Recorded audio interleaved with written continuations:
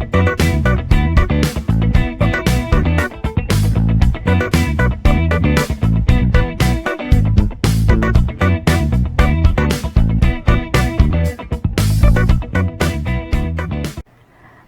my name is Maham and I'll be making a series of videos talking about mental health, just to raise an awareness because mental health is as important as physical health.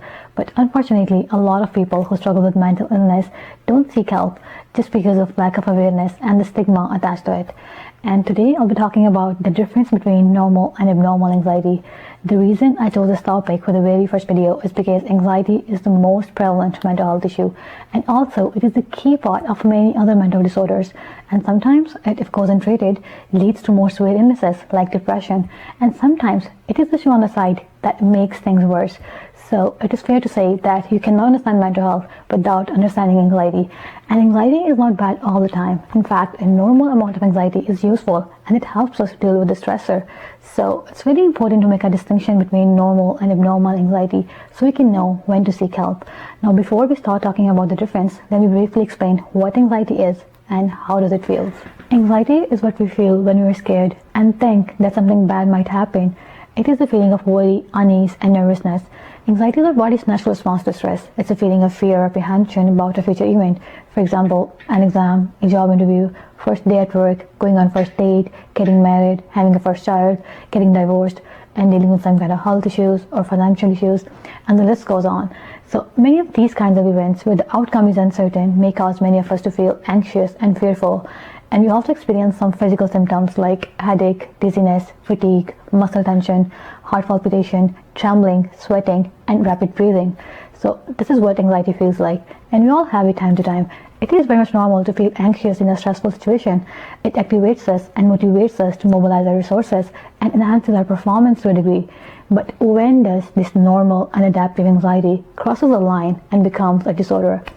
Anxiety is considered normal when it serves to improve our functioning and well-being, whereas abnormal anxiety is a chronic condition that impairs our functioning and interferes with our well-being. For example, all of us feel anxious before taking a test, and this anxiety before test actually motivates us to study harder so we can do better on the test.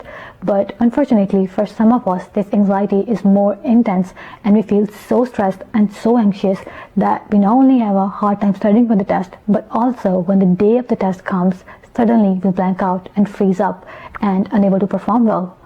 The second difference is that normal anxiety is appropriate and proportionate to the stressor.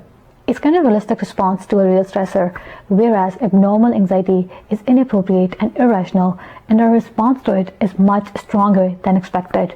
For example, many of us feel nervous about flying, which is totally a normal reaction, but we can get on the plane without any problem if we have to travel for the work or something.